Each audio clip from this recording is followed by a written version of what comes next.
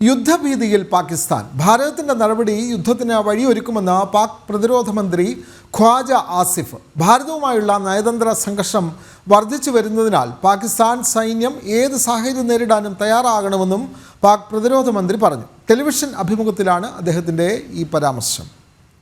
വിനോദ്, പഹൽഗാമിൽ 26 ജീവനുകളെടുത്ത ഭീകര ശക്തികൾക്ക് ശക്തമായ ഭാഷയിലുള്ള മറുപടി നൽകാനുള്ള നീക്കങ്ങളും നടപടികളും ഭാരതം ആരംഭിച്ചതോടുകൂടിയാണ് ഒരു യുദ്ധഭീതിയിലേക്ക് പാകിസ്ഥാൻ പോകുന്നത്. കാരണം ജമ്മു കാശ്മീരിൽ അതിർത്തി മേഖലകളിൽ ഒപ്പം കര, വ്യോമ, സമുദ്ര അതിർത്തികളിലും യുദ്ധസമാനമായിട്ടുള്ള തയ്യാറെടുപ്പുകൾ ഇതിനോടകം തന്നെ ഭാരതം നടത്തിയിട്ടുണ്ട്.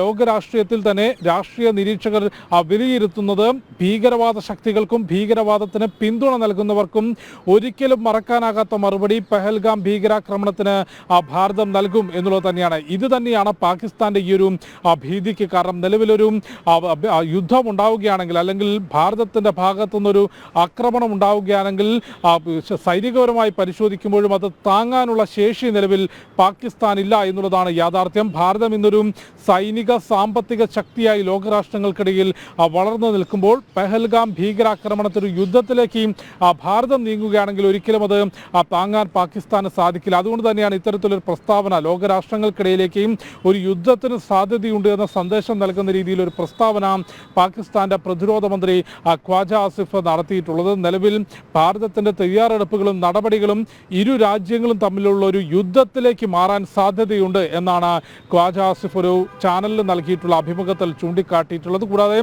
അത്തരത്തിലൊരു പ്രതികരണം നടത്തിയതിനു ശേഷം ഇന്ത്യ എന്ത് രീതിയിലുള്ള നടപടി സ്വീകരിച്ചാലും അതിന് സമാനമായ നടപടി പാകിസ്ഥാനും സ്വീകരിക്കും. പാക് സൈന്യം എന്തിനും തയ്യാറാണ് എന്ന് ഖ്വാജ ആസിഫ് വ്യക്തമാക്കിയിട്ടുണ്ട്. ഒപ്പം യുദ്ധം വലിയ നഷ്ടങ്ങൾ ഉണ്ടാക്കും എന്നുള്ളതും ഖ്വാജ ആസിഫ് പ്രതികരിച്ചു. അത്തരത്തിലൊരു യുദ്ധഭീതിയിലേക്ക് ഭാരതം തിരിച്ചടിക്കുമ്പോൾ അതൊരു യുദ്ധത്തിലേക്ക് എത്തുമോ എന്നുള്ള വലിയ ഭീതിയിലാണ് ഇപ്പോഴും പാകിസ്ഥാനുള്ളത്. കാരണം അതിർത്തി മേഖലകളിൽ അതിർത്തി കടന്നുള്ള ഭീകരവാദത്തിന് പാകിസ്ഥാൻ പിന്തുണ നൽകുന്നു എന്നുള്ള വസ്തുത ലോകരാഷ്ട്രങ്ങൾക്കിടയിൽ തുറന്നു കാട്ടിക്കൊണ്ടാണ് ഈ ഒരു വിഷയത്തിൽ ഭാരതത്തിന്റെ പ്രതികരണങ്ങൾ വന്നിട്ടുള്ളത്. ഒപ്പം നയതന്ത്ര തലത്തിൽ ശക്തമായിട്ടുള്ള ഭാഷയിൽ മറുപടി പാക് പൗരന്മാരെയും രാജ്യത്തു നിന്ന് പുറത്താക്കുന്നതും പാക് ഹൈക്കമ്മീഷനിലെ സൈനിക ഉദ്യോഗസ്ഥരെ പുറത്താക്കുന്നതും സിന്ധു നദീജല കരാർ റദ്ദാക്കുന്നു. കൂടാതെ വാഘ അട്ടാരി ബോർഡർ അടയ്ക്കുന്ന തരത്തിൽ നയതന്ത്ര തലത്തിലും സൈനിക തലത്തിലും നടപടികൾ ശക്തമാക്കുകയും അതിർത്തി പ്രദേശങ്ങളിൽ, അത് ജമ്മു കാശ്മീർ മേഖലയിലും കൂടാതെ LOCയിൽ നിയന്ത്രണ രേഖയിൽ കരപ്രദേശങ്ങളിലും